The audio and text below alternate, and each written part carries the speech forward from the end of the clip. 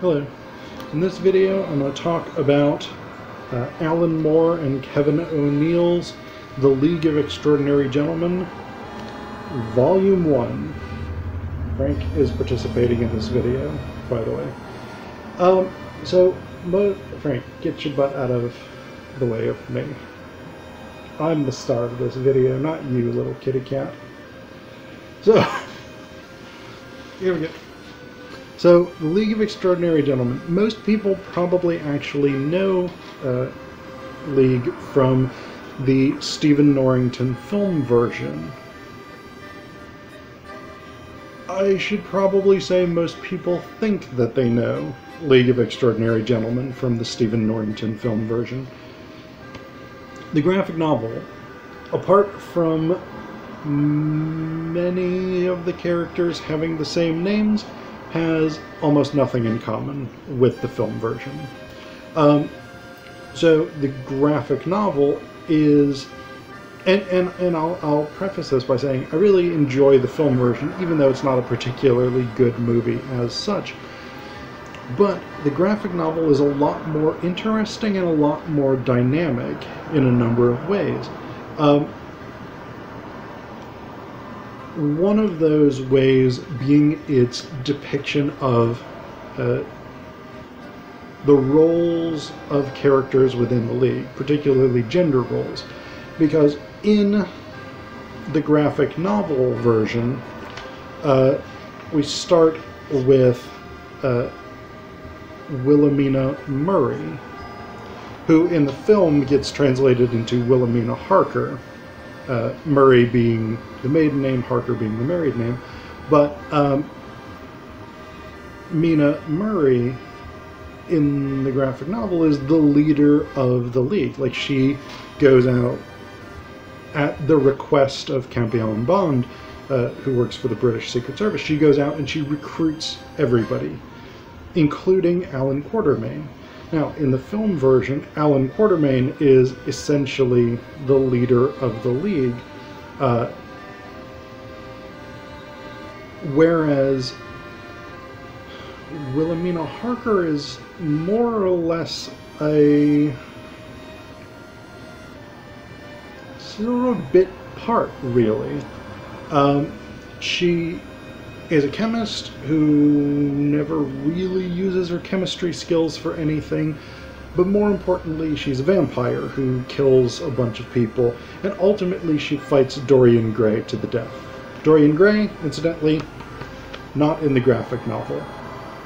There's some passing references to him, but he's not a character, and he's not a member of the League. So that's one of the big major differences, is just the dynamic within the League. In the graphic novels, there is a female leader of the League who recruits everybody. Alan Quatermain, for most of the graphic novels, fairly useless. Like, occasionally he pulls himself together and manages to shoot someone, but for the most part, he's just a sort of opium addict who's sort of drifting along, being really, really strung out.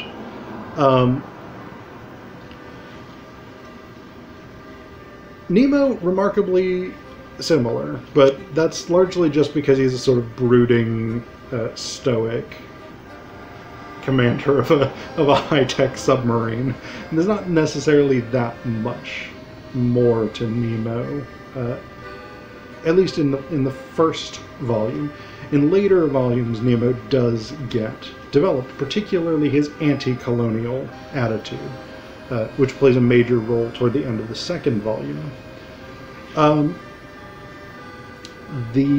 So Jekyll-and-Hyde, again, somewhat similar. Jekyll is, I'd say, a bit less central in this, whereas Jekyll, in the film version, there's much more time spent with Jekyll as Jekyll. Hyde is much more prominent in the graphic novel. He's also much more vicious in the graphic novel. Like, in the film version, yeah, he fights people and things like that, but he doesn't really do anything super, super terrible. I mean, We hear at the beginning that he's been murdering prostitutes in the Rue Morgue, but we don't see any of that. In the graphic novel, we do see that. And actually, Mina goes undercover as a prostitute in order to try and lure Hyde to try and murder her, at which point the other members of the League are supposed to stop him. Quatermain, who you will remember is an opium junkie, decides that he's going to take 5 minutes off and go to a chemist and get some laudanum, which becomes a point of contention with Murray. The other character that we have is the Invisible Man. In the film version, the Invisible Man is, I mean, he's sort of roguish and sort of that, like, moderately sexual harassment-y frat boy kind of laddish behavior. In the graphic novel, he is a full-on serial rapist. And actually, they catch him because he is using his invisibility to rape schoolgirls at a religious school. So the graphic novel, the characters are much grittier, they're much darker, they're much more violent, they're much more sexually violent, etc., etc. They're on the whole much less cinema friendly.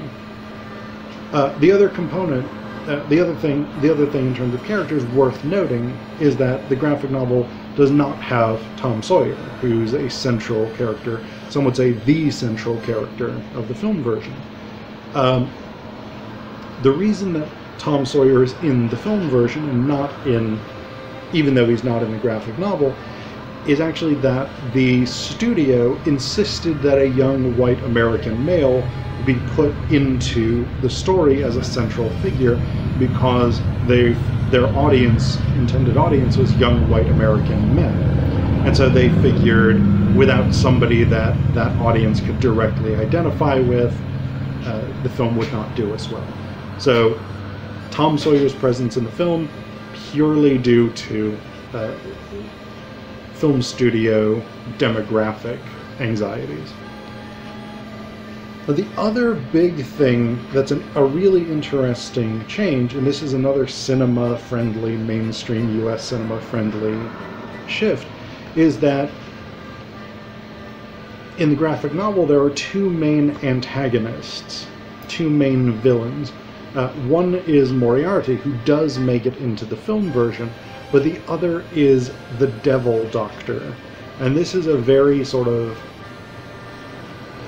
early 1900s anti-Asian Fu Manchu style villain.